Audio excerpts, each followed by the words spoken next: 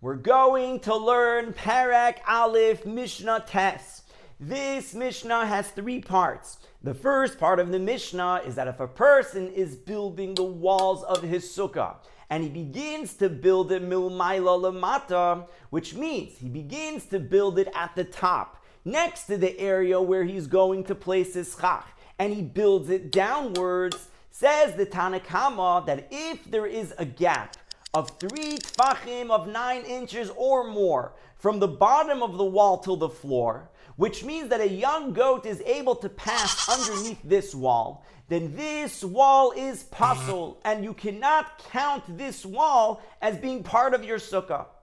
However, if there is less than 3 tfachim, less than 9 inches of space between the bottom of the wall and the floor, then we will consider as if the wall reaches the floor and this wall is kosher. The second part of the Mishnah is that if a person is building his wall milmata lamayla, which means he begins to build it at the bottom from the floor, and he builds it upwards, then if this wall is at least 10 tfachim, 30 inches tall, then even if there are many tfachim of empty space from the top of the wall until the area of the schach, this wall is considered kosher. Now says Rabbi Yosi, he argues on the Tanna Kama, on the first case of the Mishnah, and he holds that when a person is building the wall of his sukkah, milmayla lamata, starting from the top, making his way downwards, he says that as long as the wall is at least 10 tfachim, 30 inches tall, then even if there is 3 tfachim or more, 9 inches or more of empty space from the bottom of the wall and the floor, he holds that this wall is still kosher. Now says the third and final part of the Mishnah that if a person builds the walls of his sukkah and then he places his schach, if there is a gap of 3 tfachim or more from the schach to any of the walls, then this wall is not considered to be part of your sukkah. So if, for example, a person is building a sukkah that has 3 walls, and when he places his schach, there is 3 tfachim, 9 inches of empty space between the schach and one of those walls, then this sukkah will only be considered to have 2 walls, and this sukkah will be pasul.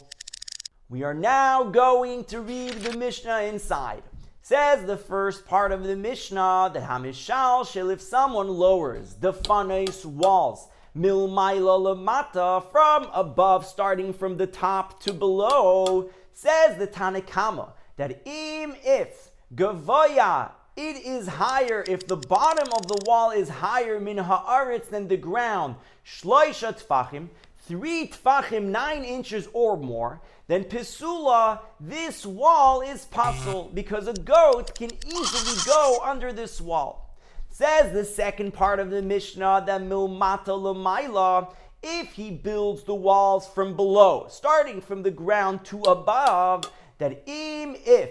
gavoya, it is higher min haaretz, from the ground, asara tfachim, 10 tfachim, 30 inches or more, keshera, it is kosher. Even if there are many empty tfachim between the top of the wall and the schach, this wall is still kosher.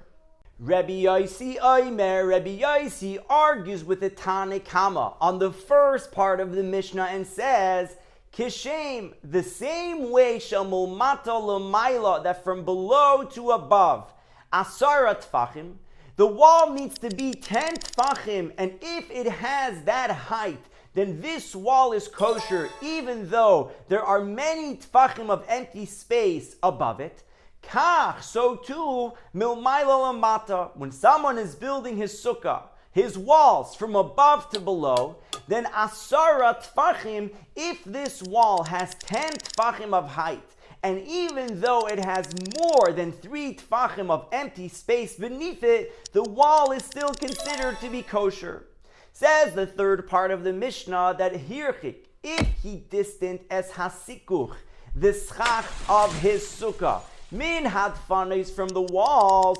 shloisha tfachim, 3 tfachim or more, 9 inches or more from any of those walls, then pisula, it is pasul. So therefore, if a person is building a sukkah with 3 walls, and this chach is distant from any of those walls with 3 tfachim or more, then this sukkah will be pasul.